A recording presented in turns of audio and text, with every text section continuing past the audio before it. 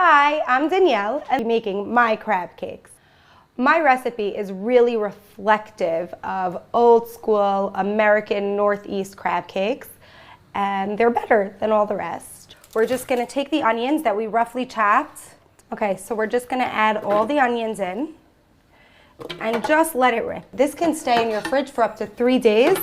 And actually, the longer it's in your fridge, the better off you are. The more flavor you'll get out of the onion and the cayenne pepper. Great. So I like to once or twice just scrape down the sides while it's going because I don't want to bite into any big onion chunks in the crab cakes. I want to get a really, really nice smooth puree. So now we need to get our eggs ready for our onion mixture. It's 2 eggs, that's it. So I'm gonna beat the eggs really well. We're gonna add a nice teaspoon of salt and a teaspoon of cayenne pepper. Okay, so we're just gonna give this a good mix to get the seasonings incorporated into the egg mixture. So now we're gonna add the onion mixture into the eggs.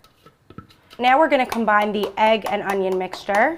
And I know this isn't so usual, but this is basically gonna be the glue for our crab cakes. Okay, so this is ready to go into the refrigerator. I like to take a piece of saran wrap and put it directly on the egg and onion mixture so that no skin forms, there's no oxidation, and then one more piece just on top of the bowl. I really wanna seal it in good and keep my refrigerator from smelling like onion, and it just my little extra protective layer.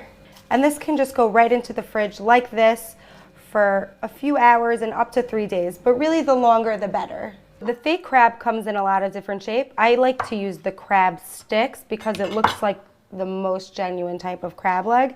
And we're just gonna give this a chop. And the crab itself is layered on the inside. It's rolled up, so it's gonna shred on its own as you mix it. So you don't need to worry about it, just give it a good chop. I use about 2 pounds of crab, of the fake crab, which is 2 boxes. Okay, so now I'm ready to make my crab mixture, and I'm gonna use 1 package of saltines that I just zhuzhed until they became breadcrumbs. I'm gonna sprinkle that all on top. So I'm just gonna mix this really well because it's gonna help bind the crab cakes together. So after 3 days of being in the fridge, this is what my onion mixture looks like. And I'm just gonna add it right onto the crab and saltine mixture. So now I'm just gonna mix this in and see how dark and homogeneous the mixture has come. The flavors married each other so well. Yummy, a little bit spicy, tangy from the onion, flavorful mixture, and this is gonna help keep together the crab cakes. And now I'm just taking them out and I'm using a 2-inch ring mold, which you do not have to use. That is totally optional. But I have crazy OCD and I like my food to all look uniformed. I usually put only 3 in the pan because it's really important not to overcrowd the pan.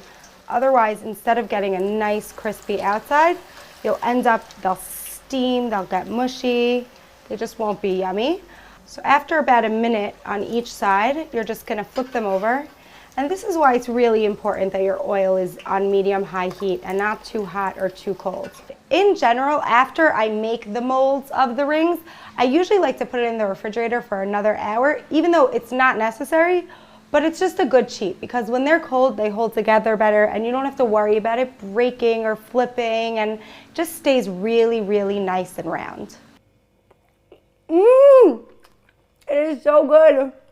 It's crunchy and spicy and vinegary from the capers. It's amazing. Make these now.